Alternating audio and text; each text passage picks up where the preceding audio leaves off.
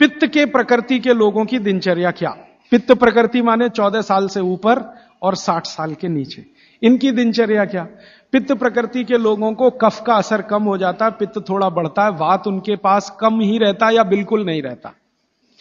अब पित्त प्रकृति के लोगों को ज्यादा सोना जरूरी नहीं है, उनका पित्त है, कफ तो ऐसे ही शांत है, तो ज्यादा सोना जरूरी नहीं। माने पित्त प्रकृति के लोग अगर 8 घंटे सो रहे हैं, 7 घंटे सो रहे हैं तो भी चलेगा। न्यूनतम नींद कितनी होनी चाहिए? आप कहें पित्त प्रकृति के सब लोगों को, जिनकी उम्र 14-15 साल से लेकर 60 साल है, इनकी कम से कम नींद 8 घंटे की रहे तो अच्छा है। लेकिन इससे भी कम रह सकती है क्या? 7 घंटे हो सकती है, लेकिन उसके लिए थोड़ा प्रयास करना पड़ेगा। 6 घंटे भी हो सकती है, 6 से कम नहीं और 8 से ज्यादा नहीं, ऐसे मान लीजिए। तो पित्त प्रकृति के लोगों को 6 घंटे से कम नहीं सोना, 8 घंटे से ज्यादा नहीं सोना। अब उसके हिसाब से दिनचर्या तय करिए। तो 8 बजे सो जाएं, मान लो आप भी ऐसे ही माने। भागवत जी कहते हैं सूर्यास्त के 2 घंटे बाद सो जाएं, बच्चे भी बड़े भी। तो 8 बजे आप सो जाएं, तो 8 से 8 4 बज गए ना, 4 बजे उठें। आपके लिए उठना बहुत जरूरी है। ब्रह्म मुहूर्त में पित्त प्रकृति के लोगों का उठना बहुत आवश्यक है। बच्चे ना उठें तो चलेगा, आपको तो उठना बहुत जरूरी है। क्यों? अगर आप 4 बजे उठते हैं तो अगला पूरा दिन आपका बहुत बेहतरीन और व्यवस्थित है, और 4 के बाद उठेंगे तो पूरा दिन डिस्टर्ब है। क्यों? क्योंकि जो जो करना है आपको वो 4 बजे से लेके ही शुरू होगा। 4 बजे उठे, आपने पानी पिया, जो मैंने पहले ही बता दिया, ऊषा पान जिसको कहते हैं। फिर शौच आदि के लिए आप गए, 10-15 मिनट मान लीजिए उसमें गया। फिर बाहर आप निकले, दंत धावन शब्द इस्तेमाल किया, दंत धावन करें माने दांत साफ करें। अब दांत साफ कैसे करें? पित्त प्रकृति के लोगों को हमेशा दांत ऐसी चीज से साफ करना जो कषाय हो, स्वाद में तिक्त हो। स्वाद में कषाय समझते हैं? कड़वा, जो स्वाद में कड़वा है और तिक्त है, ऐसी चीजों से आपको दांत साफ करना, क्योंकि प्रकृति आपकी पित्त की है। तो पित्त को कम करना, कंट्रोल करके रखना, यह कषाय और तिक्त स्वाद की चीजों से ही होगा। तो इसका मतलब यह है कि आप नीम का दातुन करें, जो कषाय भी है तिक्त भी है। भागवत जी ने कॉलगेट के लिए मना किया है। कॉलगेट था ही नहीं तो लिखा भी नहीं है उन्होंने कहा कि आप नीम का दातुन करें। और नीम से भी अच्छा एक दातुन उन्होंने बताया, मदार। मदार समझते हैं? मदार का एक पेड़ होता है, वो कहते हैं नीम से भी अच्छा है, क्योंकि वो और ज्यादा कषाय है और ज्यादा तिक्त। फिर एक है बबूल, फिर एक है अर्जुन। अर्जुन की छाल आपने पिया ना, अर्जुन की दातुन भी होती है। तो ऐसे 12 वृक्ष उन्होंने बताए हैं, नीम है, मदार है, अर्जुन है। फिर ये जो होता ना आम बबूल है, आम है, अमरूद है, ऐसे 12 वृक्षों का उन्होंने वर्णन किया है कि इनकी दातुन ही करना, इसके आगे 13वें वृक्ष की नहीं। और वो डिटेल लिखा है किताब में, आप ले सकते। जब उन्होंने आगे लिखा है वो मैं अभी बता दूं। वो ये कहते हैं कि जीवन में जो ऋतु है, ऋतु गर्मी है, फिर सर्दी है, फिर बरसात है, 3 तो मुख्य ऋतुएं हैं। फिर इनकी उप ऋतुएं हैं, तो 6 हो जाती हैं, शरद है, शिशिर है, वसंत है। तो मोटा मोटा बता देता हूं, ज्यादा बारीक आपको याद नहीं रहेगा। वो ये कहते हैं कि जब गर्मी का सीजन है, गर्मी माने अप्रैल से शुरू कर लीजिए, उगादी से शुरू कर लीजिए, नहीं तो आप मकर संक्रांति से ही मान लीजिए।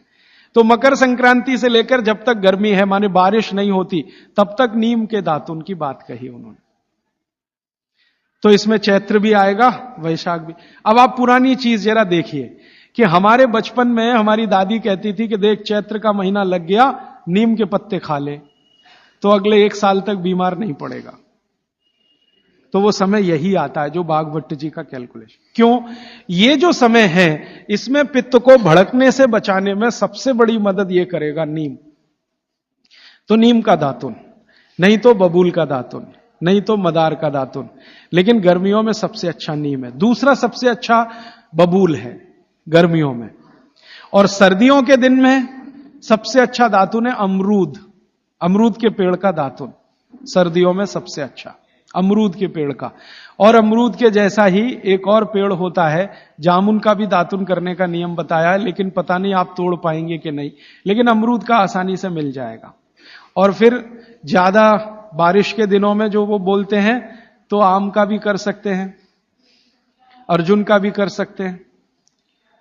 और आप बोलेंगे जी पूरी जिंदगी अगर नीम का ही दातुन करें तो कर सकते हैं, 3 महीने लगातार करके थोड़े दिन छोड़ देना, फिर 3 महीने कर लेना। वो थोड़े दिन छोड़ने का नियम ध्यान रखना। तो फिर आप बोले थोड़े दिन छोड़ दिया तो क्या करें, उस दिन दंत मंजन कर लेना।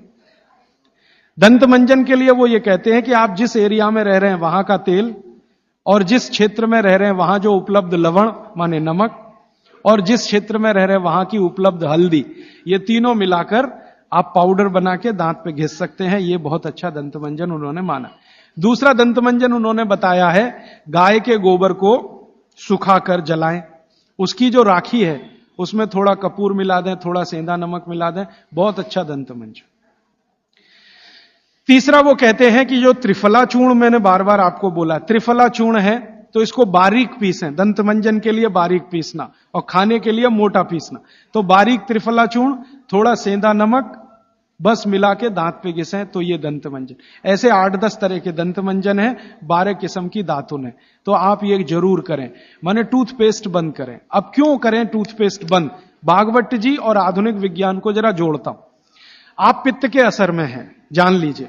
सुबह सोकर उठेंगे तो मुंह में पित्त ही भरा हुआ है, लार जिसको आप कह रहे हैं। अब ये असर ज्यादा है तो इसको कंट्रोल रखना है आपको, तो इसलिए कहा ये दातुन अच्छी है। लेकिन अगर आप ब्रश कर रहे हैं, पेस्ट कर रहे हैं, तो क्या है उसमें? चीनी है, चीनी है ना, शुगर है। अब वो सैकरीन के रूप में है या किसी भी रूप में शुगर है, और शुगर और पित्त का झगड़ा है। तो सुबह उठते ही अगर आप पेस्ट कर रहे हैं जो मीठा है तो सर्वनाश है।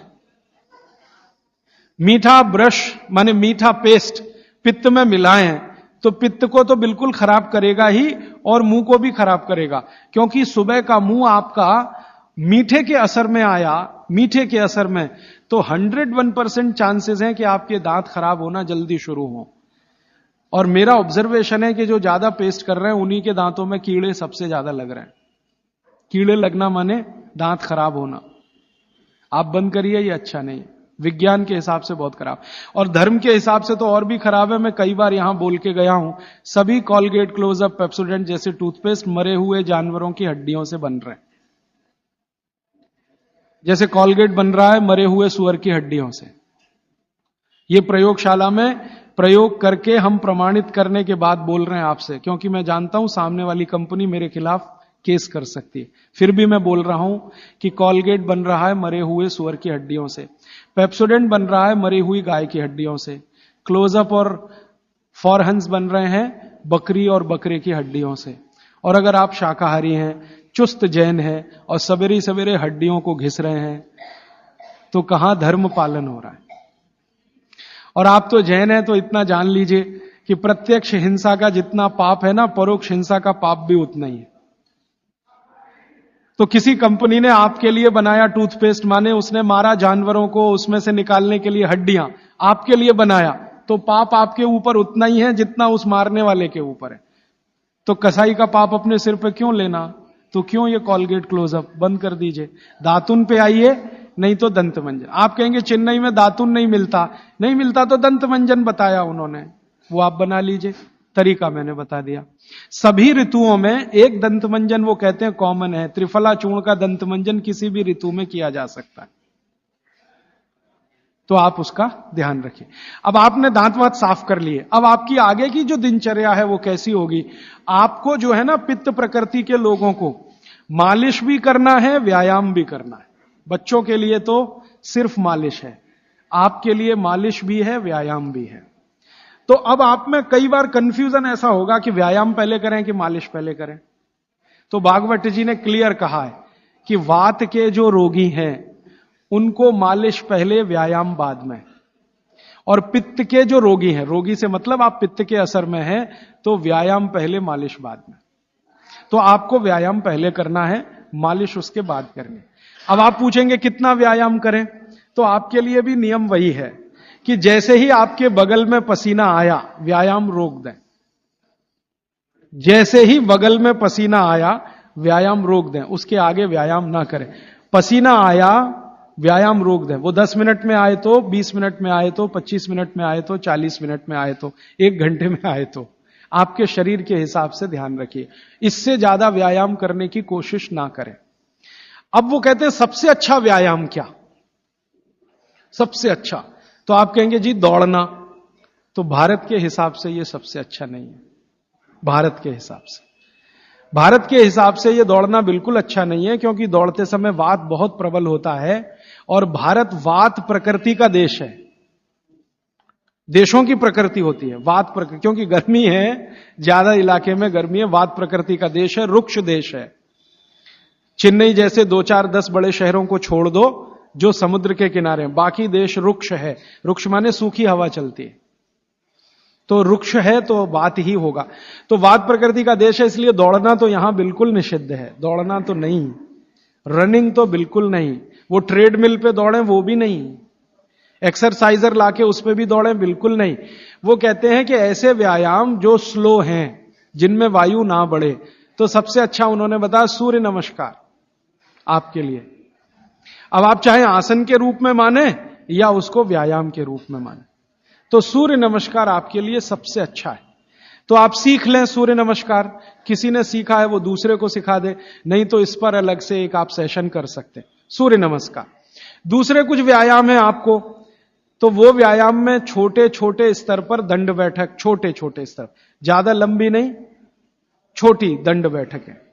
और छोटे छोटे स्तर के कोई भी व्यायाम जिसमें बहुत तेजी से पसीना ना निकले, सीधी सी बात, घर में हो तो बहुत अच्छा।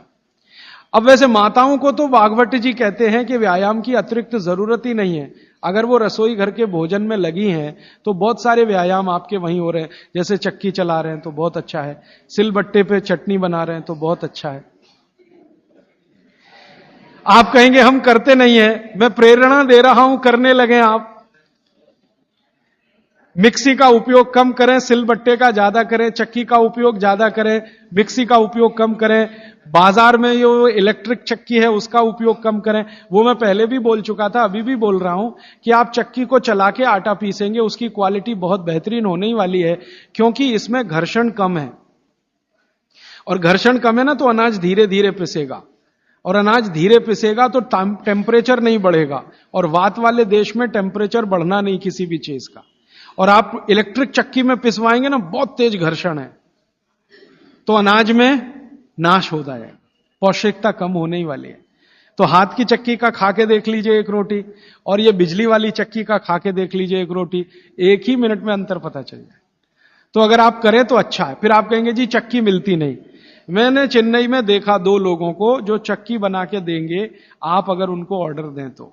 पत्थर वाले लोग यहां हैं, मैं 6 दिन से यहां घूम रहा हूं, सड़क पे दिखाई दिए, तो सिलबट्टा तो है उनके पास, चक्की नहीं है। क्यों नहीं है? वो कहते हैं कोई लेता नहीं तो क्या बनाए, आप लेंगे तो बनाएंगे। 2-4 बना हुआ है तो वो भी, और आपको कहीं ना मिले तो जरूर मुझे करें फोन, तो हम कुछ ट्रक भर भरा के राजस्थान से, गुजरात से भिजवाएंगे आपके पास। ट्रक भर के ही भेजेंगे तभी सस्ती पड़ेगी, 1-2 आएगी तो मुश्किल हो जाएगी। और आप अगर राजस्थान जाते हैं या गुजरात जाते हैं तो एक आध चक्की तो साथ में भी ला सकते हैं ना। AC 3 टायर में आप 60 किलो तक वजन ला सकते हैं, AC 2 में 100 किलो तक ला सकते हैं, और स्लीपर क्लास में 40 किलो तो ला ही सकते हैं कंफर्म टिकट पे। तो चक्की तो 20 किलो से ज्यादा होती ही नहीं है। तो आप भी जाएं कभी राजस्थान गुजरात तो 2 चक्की एक आदमी ला सकता है। तो आप लाएंगे चक्कियां तो क्या होने वाला है, वो जो बनाने वाले कारीगर बैठे हैं पत्थर वाले, उनका कुछ रोजगार तो बढ़े, कुछ रोजी रोटी चले, जो अभी धीरे धीरे बंद हो रही है। और उनकी रोजी रोटी अगर आपने चलाई, तो मैंने आपको सबसे पहले दिन एक बात बताई थी कि आप जिंदगी के अपने सब दुख दूर करिए, दैहिक दैविक भौतिक, और दूसरों के दुख दूर करने में मदद करिए तो मोक्ष मिलेगा। तो आपने चक्की बनाने वाले का भौतिक दुख तो दूर किया, चक्की खरीदी तो पैसा तो मिला, गरीबी कम हुई, रोजगार बढ़ा, तो भौतिक दुख भी अगर आपने कम किया तो मोक्ष की तरफ जा। तो चक्की है, सिलबट्टा है, कोशिश करें तो व्यायाम की अतिरिक्त जरूरत नहीं। और अगर नहीं कर पा रहे हैं तो थोड़ा हल्का फुल्का व्यायाम आप जरूर करें। और बहनों को, माताओं को जो सबसे अच्छा व्यायाम है, भागवत जी कहते हैं फॉरवर्ड बेंडिंग। फॉरवर्ड बेंडिंग माने आगे झुकना। तो जितनी बार आप आगे झुकें, ध्यान रखें कमर से झुकें हमेशा, तो जिंदगी में कभी भी दर्द नहीं आएगा कमर का। आगे कमर को छोड़कर कहीं से भी झुकेंगे तो तकलीफ है। कोशिश करें कमर से झुकें, जितना झुक पाते हैं वहीं तक झुकें, जरूरत नहीं है कि नीचे तक झुकें। हो सकता है कमर से झुकें तो आपके हाथ घुटने तक ही आए, वहीं तक रहने दीजिए। सहज होकर करिए, असहज होकर मत करिए। तो थोड़ा व्यायाम, 15-20 मिनट में पसीना आ जाएगा, उतना काफी। फिर उसके बाद मालिश। आपको भी मालिश जरूरी है, क्योंकि आपको भी कफ का असर ना बढ़े और आपका विकृत ना हो। तो आपको भी बच्चों की तरह यह बात ध्यान रखनी है कि सिर की मालिश ज्यादा, कान की भी मालिश ज्यादा, और बाकी शरीर की तो करनी है। और शरीर में सबसे ज्यादा मालिश तलवे की, पांव की। मालिश के बाद स्नान उसी तरह से उबटन आदि से, और फिर भोजन के बाद विश्राम 20 मिनट, फिर आपका काम, फिर रात्रि का माने शाम को 6-7 बजे का भोजन। इस तरह का नियम है पित्त वालों का।